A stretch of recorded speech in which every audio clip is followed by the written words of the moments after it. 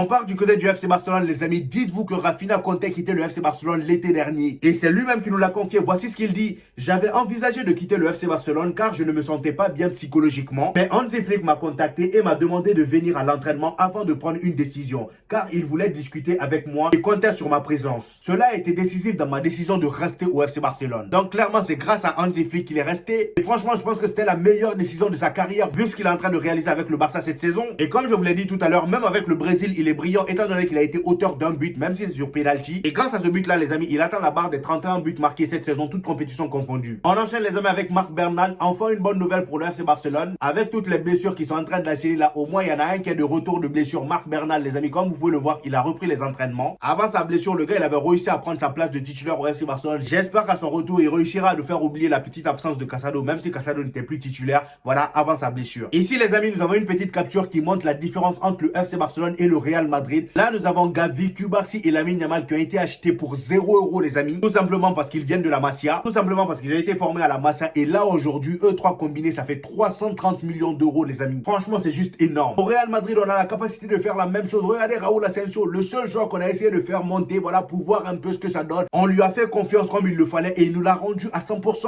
Aujourd'hui, clairement, il fait partir du top 3 des meilleurs défenseurs au monde. Il n'y a rien à dire, voire top 2 même. Toujours avec le FC Barcelone, les amis, le Barça ne fera pas son retour au Camp Nou cette saison. Le club a envoyé des personnes pour négocier la prolongation du stade Montjuïc, l'abonnement du stade Montjuïc, le stade où il joue depuis le début de la saison, la Montjuïc. On enchaîne les amis avec une petite partie mercato du côté du FC Barcelone. Il est dit Nico Williams n'a qu'une seule condition pour son prochain club, être titulaire. Le Barça et plusieurs clubs de première ligue sont sur le coup. Alors le Barça, ils sont sur le coup depuis maintenant 1000 ans, hein, ça n'avance pas, on ne sait pas ce qu'il y en est. Et de toute façon, vu la condition de Nico Williams, je pense que ça va pas le faire. Hein, parce que s'il vient au FC Barcelone, sachant que lui, sa condition, c'est d'être titulaire directement dans le club où il ira, qui est-ce qui va mettre au banc au FC Barcelone? Lamine Yamal? Non. Rafinha? Non. Et en parlant de mercato, les amis, je pense que là, les Barcelonais, il y en a plein qui vont pleurer. D'après le Mediasport, Deco ne voit pas la nécessité de renforcer l'attaque pour la saison prochaine avec la présence de Robert Lewandowski et Ferran Torres. Dites-vous qu'il y a des Barcelonais qui militaient tous pour le départ de Robert Lewandowski malgré ses stats en Liga. Parce que oui, les amis, il est actuellement meilleur buteur de Liga. Sauf que Robert Lewandowski, encore une fois, comme je l'ai dit dans ma précédente vidéo, le gars, il est bizarre. Malgré ses belles stats là, dans le jeu, il est merdique. Donc là, les Barcelonais, comme vous avez pu entendre Deco, il va falloir boire de l'eau et vous reposer un peu. Ça va aller. Parce que la saison prochaine, là, vous allez encore manger du Lewandowski et du Ferran. À présent, on va parler de Lamine Yamal, les amis, qui est en train de tout casser en Europe, surtout avec le FC Barcelone. Lamine Yamal est de très loin le joueur U17 le plus décisif d'Europe, voire même du monde. Parce qu'au monde, là, je vois personne faire mieux que lui. Voici le classement des joueurs avec le plus haut goal et assist. Lamine Yamal est premier avec 30 GA et le deuxième a seulement 9 GA, les amis. 9! La différence est juste colossale.